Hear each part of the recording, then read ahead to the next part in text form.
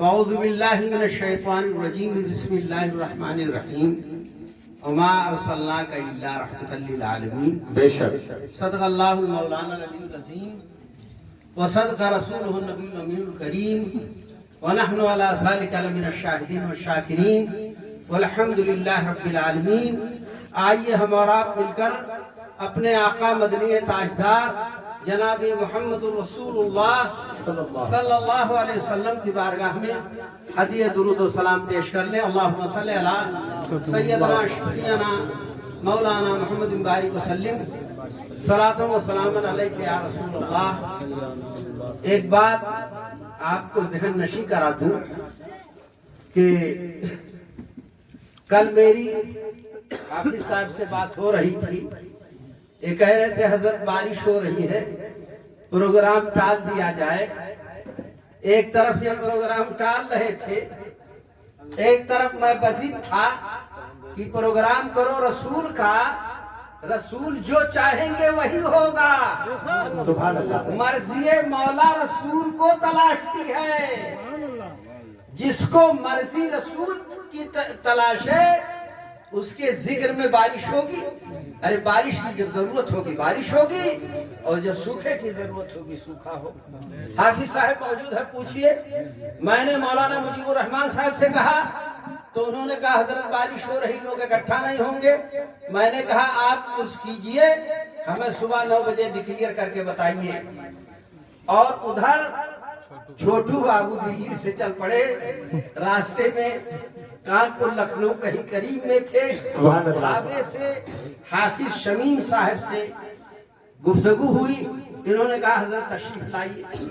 آج سب کو نیند آ گئی لیکن مجھے نہیں نیند آئی.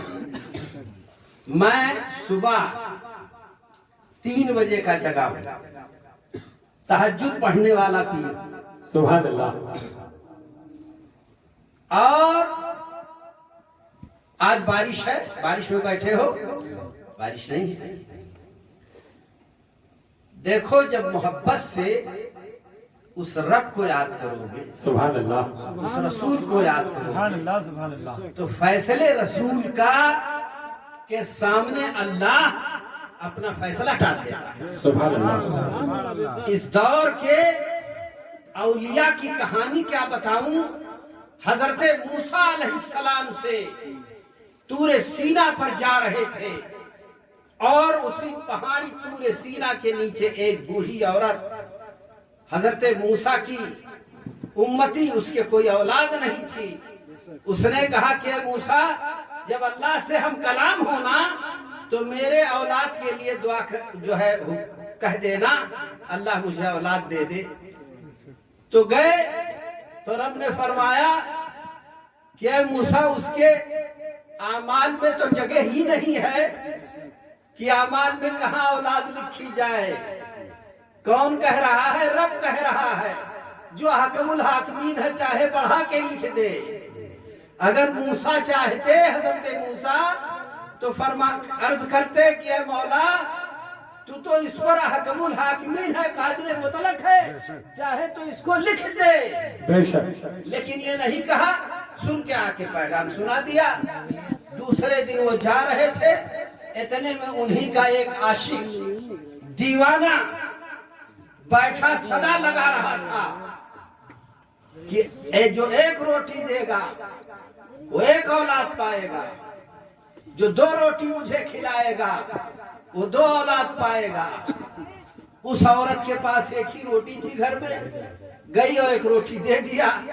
اس نے یہ نہیں سوچا کہ حضرت موسیٰ نے مجھے جواب دے دیا ہے.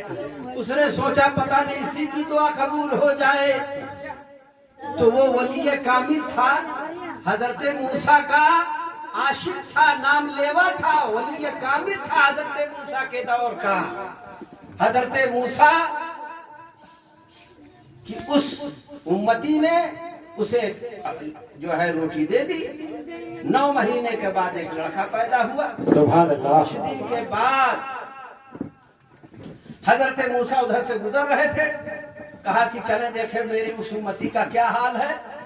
تو حضرت موسیٰ جب وہاں پہنچے تو دیکھا کہ لڑکا بڑا گود میں لیے اور وہ کھیل رہا ہے اور چل بھی رہا ہے، چل رہا تھا، اتنا بڑا ہو گیا تھا۔ تو حضرت موسیٰ نے کہا یہ اولاد کیسے پائے؟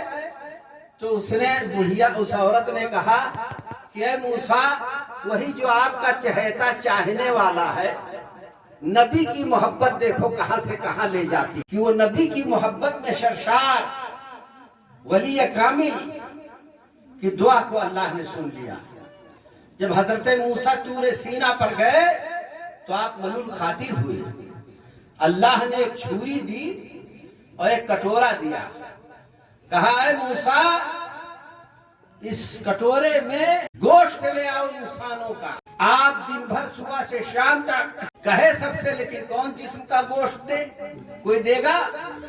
نہیں دے گا۔ لیکن وہ دیوانہ اللہ و رسول حضرت موسیٰ سے محبت کرنے والا، اس نے جب سنا کہ اللہ نے اسی کٹورے میں گوشت مانگا ہے تو اس نے حضرت موسیٰ سے پوچھا کہ اے موسیٰ علیہ السلام کہاں کا گوشت چاہیے؟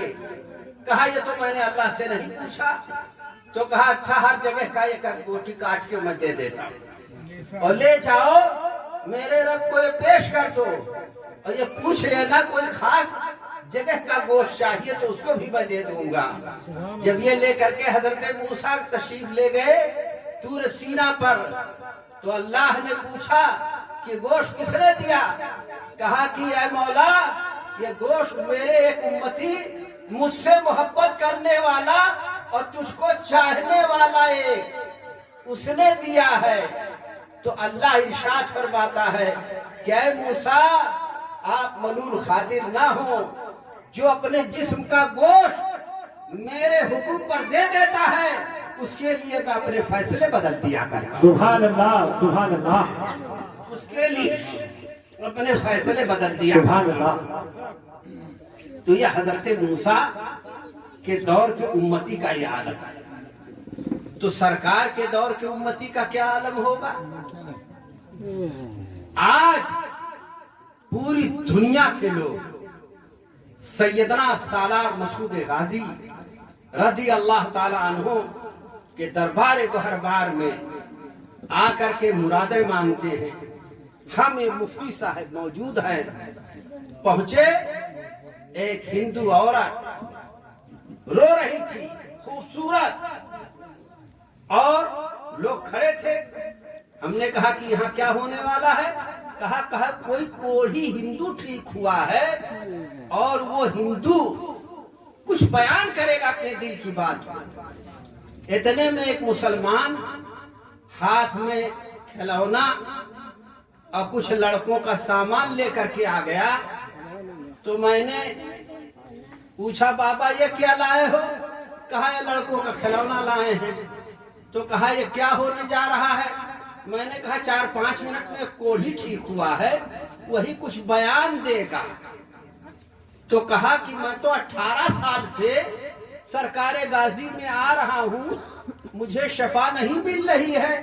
تو عورتیاں گھومنے کے بعد اس نے کہا کہ بابا حکمم کا لیے ہو؟ کہا یہ لڑکا اصل لیے ہیں، لڑکوں کے لیے کھلونا لیا ہوں۔ کہا کہ اے بابا مسلمان ہو نا، تو ہمیشہ 18 سال سے یہ خریدے آوت رہے ہو، سرکار غازی ہے خریدوا تمہیں گھرے بھیج دیتے ہیں، ہم آئے رہے اپنے شوہر کی شفا مانگنے، سید سالار نے میرے شوہر کو کوڑ سے شفا عطا فرمایا۔ نعرے رسالت، عظمت سید سالار مسعود غازی، شہدائے اسلام، شہدائے بحرین، جانشین حضور شعیب الاولیاء، خانقاہ فیض الرسول براؤ شریف۔ ہم گئے کلکتہ تو ایک مولانا صاحب رہے، تو مولانا صاحب وہ بنگلیا سے کہیں کہ حضرت آئے ہیں جا رسگلہ لے آؤ۔ تو کہا صلی اللہ علیہ وسلم، رسگلہ سمجھے کہ صلی اللہ کہا تھا۔ پھر دوسرے مرتبہ کہیں، اب ہم دیکھ رہے ہیں کہ دونوں ہاتھ پانچوں چوم لی۔ جب تیسرے مرتبہ کہا تو پانچوں انگلیاں کہیں صلی اللہ علیہ وسلم، زور سے کہیں کر چوم لی۔ हमने कहा मौलाना अब यह मोहल्लम तो हम तकरीर करे ना जाएगा, काहे हम बयान कुछ करी और समझे कुछ। बाबा जैसे सोवत थे, सुबह के सोते ही उठे और कहे कि पता अपने घराने के पीरों का क्या वाकया बयान करूं।